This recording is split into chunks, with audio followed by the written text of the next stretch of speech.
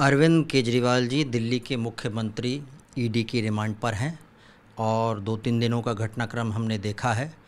और आम Aadmi party BJP पर हमलावर है, बीजेपी आम आदमी पार्टी पर हमलावर है। और हमने ये भी देखा कि सुनीता केजरीवाल जी ने प्रेस कॉन्फ्रेंस भी की है और आम आदमी पार्टी ने भी प्रेस कॉन्फ्रेंस की है।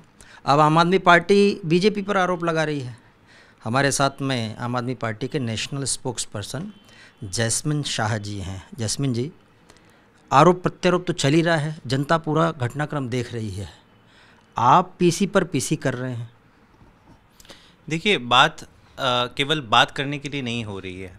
आज जिस परिस्थिति में अरविंद केजरीवाल जी को पूरी गैर कानूनी तरीके से और गुंडागर्दी करके रात के अंधेरे में ईडी आती है, चुनाव घोषित होने के बाद ईडी आती है और रात के अंधेरे में पिछले दरवाजे से ले जाती है, तो कहीं ना कहीं लग रहा है कि अब जो ये हमला हो रहा है वो केवल आम आदमी पार्टी पे नहीं हो रहा है, देश के लोकतंत्र पे हो रहा है, देश के संवैधानिक ढांचे पे हो रहा है। इसलिए आज जब हमने अपनी बात रखी तो एक बहुत बड़ा खुलासा हमने जनता के सामने रखा। देखिए, मैं मोटा मोटा समझा देता हूँ कि दिल्ली शराब घोटाले में पिछले 2 साल में क्या हुआ, क्योंकि लगातार एक मीडिया हाइप भाजपा बना रही है पिछले 2 साल से कि बहुत बड़ा घोटाला होगा, बहुत बड़ा घोटाला हो गया। 2 साल से दिल्ली के शराब घोटाले में ईडी, सीबीआई, तमाम जितनी एजेंसी हैं मोदी जी की, वो ज़मीन पर है, काम कर रही है। 500 से ज़्यादा रेड डल चुकी है, 1000 से ज़्यादा विटनेसेस बुलाए जा चुके हैं, उनके बयान दर्ज किए जा चुके हैं। इसके बावजूद एक चवन्नी, 1 रुपये तक का मनी ट्रेल आज तक किसी भी आम आदमी पार्टी के नेता ना तो कार्यकर्ता के घर पे या कहीं पे मिला है। तो सबसे बड़ा सवाल यही होता है कि अगर इतना बड़ा स्कैम हुआ है तो आपको पैसा क्यों नहीं मिल रहा है, क्योंकि चार्ज लग रहा है मनी लॉन्ड्रिंग का। पिछले 48 घंटे में कुछ ऐसे तथ्य निकल कर बाहर आए हैं और मैं शुक्रिया करता हूं सर्वोच्च न्यायालय का, सुप्रीम कोर्ट का, कि इलेक्टोरल बॉन्ड्स का जो उन्होंने ऐतिहासिक डिसीजन लिया उसके बाद जो तथ्य आए हैं वो चौंकाने वाले हैं और इसी को आज हमने देश के सामने रखा। जब अरविंद केजरीवाल जी को जेल में और अरेस्ट किया गया तो ईडी ने एक प्राइम विटनेस के बयान पर अपना पूरा केस खड़ा किया है। इसका नाम है शरद चंद्र रेड्डी। शरद चंद्र रेड्डी कौन है? एक बड़े कारोबारी हैं, शराब के कारोबारी हैं। उनके 4-5 शराब के ठेके लगे थे दिल्ली एक्साइज पॉलिसी के अंदर दिल्ली में। अब होता यह है कि शरद चंद्र रेड्डी को नवंबर 2022 में ईडी उनके घर पे जाती है और पूछताछ करती है, पूछते कि हमने सुना है कि आपने तो इतने करोड़ अरविंद केजरीवाल और आम आदमी पार्टी को दिए हैं। तो उसने बोला, नहीं, मैं तो कभी मिला नहीं हूँ, ना मैंने कभी कोई ब्राइब दी है। ईडी बोलती है कि आप हमसे कोऑपरेट नहीं कर रहे हो क्योंकि आप हमारी बात नहीं मान रहे हो, तो हमने आपको अरेस्ट कर दिया। तो अरेस्ट हो जाते हैं 10 नवंबर 2022 को। अब जो इलेक्टोरल बॉन्ड का डेटा बाहर आया है ये बड़ी इंटरेस्टिंग चीज़ें दिखाता है। 10 नवंबर को शरद चंद्र रेड्डी जो प्राइम विटनेस है इस केस में, जिसके बयान के आधार पे पूरा केस खड़ा हुआ है, 5 दिन बाद वो अपनी एक कंपनी से 5 करोड़ रुपए का चुनावी चंदा इलेक्टोरल बॉन्ड के जरिए भाजपा के खाते में पहुंचा देते हैं। ये हुआ पहला 5 करोड़। अच्छा, इसके बाद भी शरद रेड्डी को कुछ बेल नहीं मिलती है। उनको 6 महीने, अप्रैल तक ये लोग जेल में रखते हैं। क्यों? क्योंकि अभी भी शरद चंद्र रेड्डी अपने बयान पर पक्के हैं कि कह रहे कि नहीं, मैंने तो कभी इनसे मिला नहीं। अप्रैल में जाके वो अपना बयान बदलते हैं। क्यों? क्योंकि अब 6 महीने हो गए, अब उनको कोई रास्ता नहीं दिख रहा, ईडी ने जेल में बंद कर दिया। और अब कहते हैं कि मुझे याद आ गया कि मैं अरविंद केजरीवाल से मिला था और मैंने इतने पैसे और ये सारी चीज़ें उन्होंने शुरू कर दिया। तो तुरंत उसके बाद क्या होती है, ईडी बोल देती है कि हम आपके अब बेल हम आपको दे देते हैं। तो पंछी आज़ाद हो गया, बेल हो गई और फिर बाहर जाके वो सरकारी गवाह बन जाता है। तो जो चीज़ उसके बाद ईडी ने उसने बुलवाना चाहती थी, ईडी ने बुलवा दी और पूरा केस ऐसे खड़ा किया। अब इतना ही नहीं होता है, अंतिम चीज़ जो इसमें जानने वाली है कि जून के महीने में उनको अप्रूवर बनाया जाता है और नवंबर 2023 में 50 करोड़ रुपए एक साथ, 8 नवंबर 2023 में, इतना स्पष्टता से बोल रहा हूं क्योंकि कोई भी आपके दर्शक जाके देख सकते हैं। इलेक्टोरल बॉन्ड का डेटा आज सार्वजनिक है। ये डेट वाइज, कोड वाइज किस तारीख को कितने पैसे भाजपा के अकाउंट में पहुंचे। शरद चंद्र रेड्डी की 3 कंपनियां हैं, एक है औरोबिंदो फार्मा, दूसरी है एपीएल हेल्थकेयर और तीसरी है यूजीनिया फार्मा। इन 3 कंपनियों के जरिए पहले 5 करोड़ और फिर 55 करोड़, मतलब 50 करोड़, टोटल 55 करोड़ वो देता है अरेस्ट होने के बाद। और अभी ये भी पता चलता है कि जब ये पॉलिसी लागू थी तो उस दरमियान भी उसने 4.5 करोड़ भाजपा को दिए थे। तो कुल करीबन 60 करोड़ की मनी ट्रेल आज तक, जो पिछले 2 साल से पूरा ईडी का तंत्र लगा था कि पैसा कहाँ गया, आज ये पता चल गया। भाजपा ने नहीं दिया है ये जानकारी किसी को, सुप्रीम कोर्ट के बदौलत इलेक्टोरल बॉन्ड का डेटा जो देश के सामने आया उससे पता चला, और मेरे ख्याल से ये केस अब पूरी तरह से सुलझ गया है। आप कह रहे हैं कि बीजेपी ने उनको दबाव में लाया और ईडी दबाव में काम कर रही थी, आप ये कह रहे हैं। ईडी बोल रही है हमारे पास साक्ष्य हैं और उस आधार पर ट्रेल कर रहे हैं हम, उसको हम पीछा कर रहे हैं।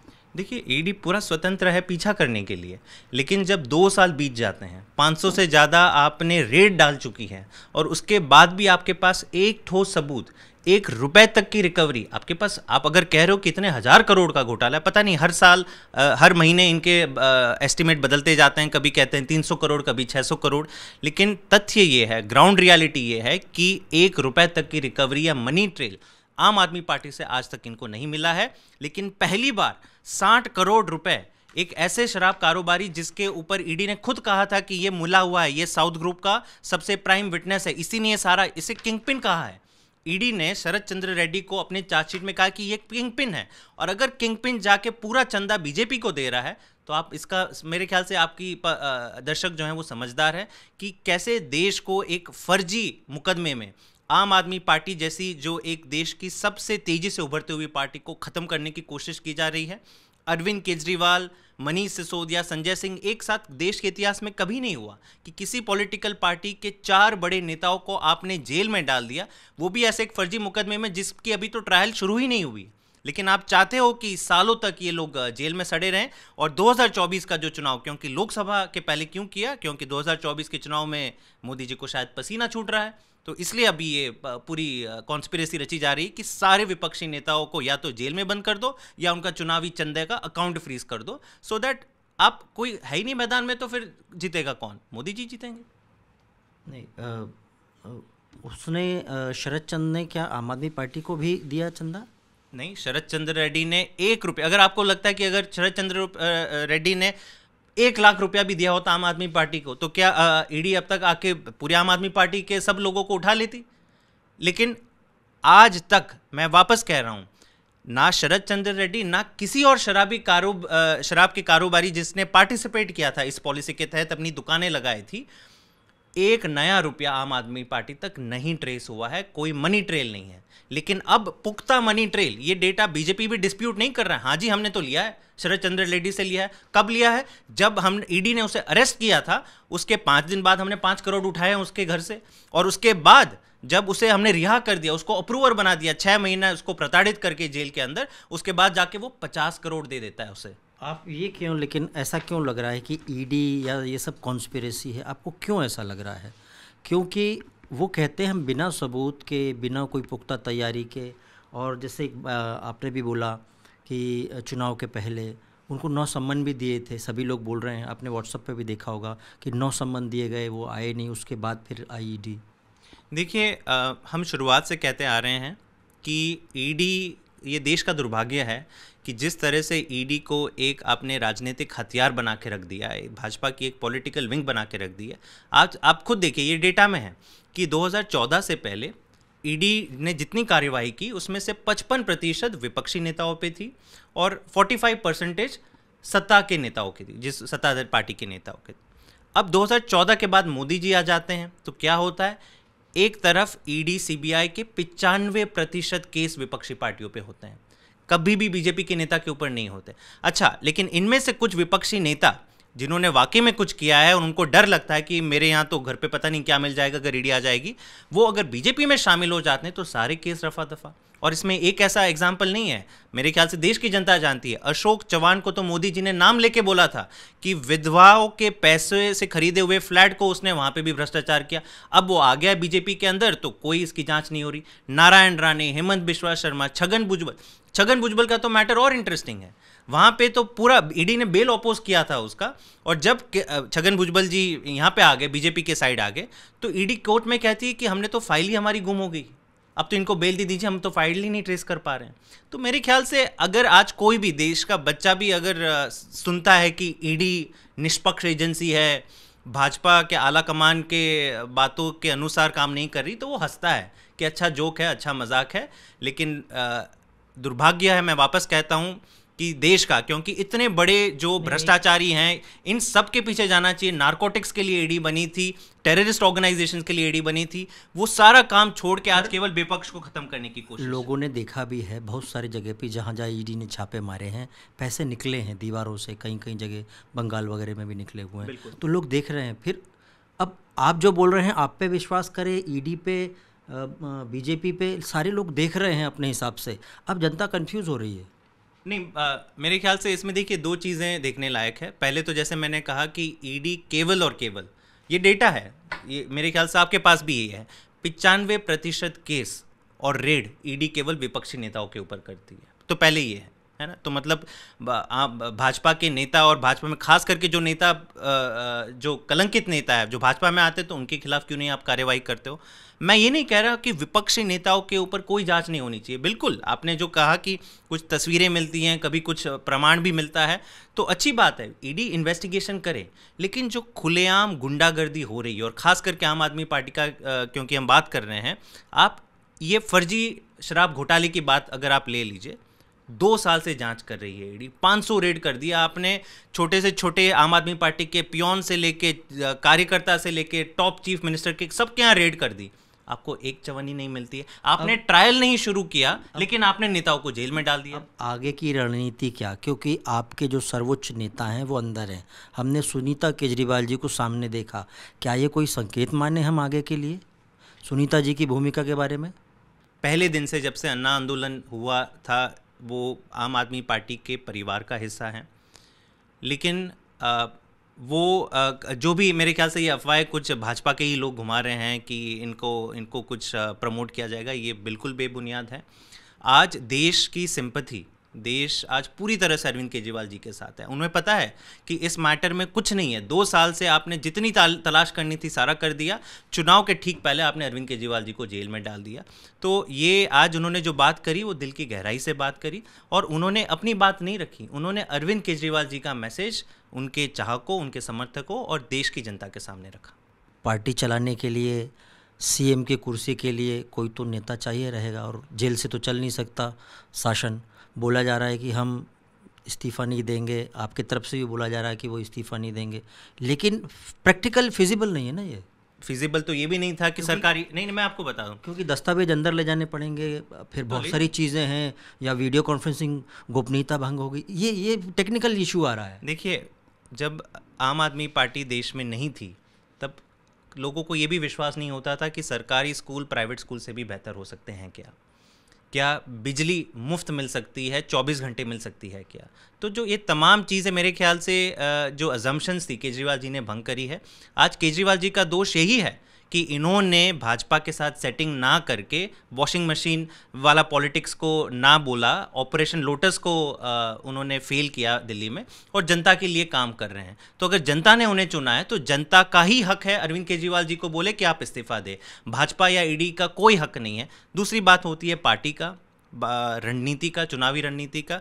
तो मैं इतना बस कह दूं कि आम आदमी पार्टी में एक अरविंद केजरीवाल नहीं है। अरविंद केजरीवाल एक सोच है, वो हमारे लिए एक विज़न है, उनके साथ हम सब ने सालों तक काम किया है। तो अगर उन्हें लगता है कि एक अरविंद केजरीवाल को जेल में डालकर आप आम आदमी पार्टी को बिठा दोगे, मेरे ख्याल से अब इनको ये उल्टा पड़ेगा। जिस उत्साह से और जिस गुस्से से हमारा कार्यकर्ता अब प्रचार करेगा, और हमारा कार्यकर्ता ही क्यों, आज दिल्ली की जनता, पंजाब की जनता, देश भर की जनता, जहाँ जहाँ हम चुनाव लड़ रहे हैं वहाँ का वोटर आम आदमी पार्टी और अरविंद केजरीवाल जी से पर्सनली जुड़ा हुआ है। उसका गुस्सा आपको वोट में दिखेगा। अन्ना जी ने भी कुछ बोला है। देखिए, अन्ना जी पे मैं व्यक्तिगत टिप्पणी नहीं करूंगा, वो पॉलिटिक्स में नहीं है। शायद उनको ईडी, सीबीआई जैसी तमाम एजेंसी कैसे काम करती है उसके बारे में नहीं पता है। वो बहुत ही वरिष्ठ, सम्मानजनक, रिस्पेक्टेबल व्यक्ति हैं इस समाज के। उनकी अपनी व्यक्तिगत टिप्पणी हो सकती है, लेकिन देश के सामने आज जो हमने तथ्य रखे, खास करके शरद चंद्र रेड्डी, और कैसे आज साबित हो गया कि 60 करोड़ की मनी ट्रेल दिल्ली शराब के कारोबारी ने सीधा भाजपा के अकाउंट पे डाली। और ये इसलिए इंपॉर्टेंट है क्योंकि ये प्राइम विटनेस है। इसी के बयान के आधार पे आपने अरविंद केजरीवाल जी को जेल में डाला है। तो अब ये पूरा दूध का दूध पानी का पानी हो गया आज। रणनीति के तहत आगे क्या लग रहा है? आप निकट 15-20 दिन या ये पूरा चुनाव तो 2-2.5 महीने में चलेगा, राइट। 2-2.5 महीने की क्या रणनीति? आज हमने हाई कोर्ट का दरवाज़ा खटखटाया है, हाई कोर्ट नहीं तो सुप्रीम कोर्ट भी है, तो हमें देश के क्रिमिनल जस्टिस सिस्टम पे पूरा यकीन है। और रही बात चुनाव के लिए, जैसे हमने कहा कि देश आज पिछले 10-12 साल में जिस तेज़ी से आम आदमी पार्टी उभरी है, हमारी बहुत बड़ी पार्टी, लोगों को लगता है हाँ हम गरीब पार्टी हैं, हम शरद चंद्र रेड्डी के हमें 60 करोड़ रुपए हमें नहीं चाहिए, ना ही हमने लिए हैं, लेकिन हमारे लोगों में प्यार है, मोहब्बत है देश को बदलने की, कुछ करने की। और जिस तरह से ये देख रहे हैं कि अरविंद केजरीवाल जी को पूरी तरह से ये लोग ख़त्म करने की साजिश कर रहे हैं, तो मेरे ख्याल से ये इनको चुनाव में उल्टा ही पड़ेगा। तो आम आदमी पार्टी और बीजेपी के आरोप प्रत्यारोप के बीच में कहाँ आपको लगता है कि किस पे विश्वास करना चाहिए?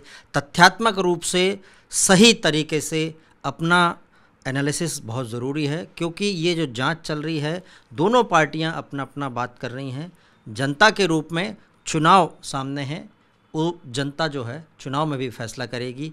ऐसा भी लग रहा है कि सच क्या है झूठ क्या है दोनों चीज़ में, क्योंकि दोनों पार्टियां बोल रही हैं हम सच बोल रहे हैं और दोनों पार्टियां बोल रही हैं एक दूसरे के ऊपर आरोप लगा रहे हैं। अब तय कीजिए आप।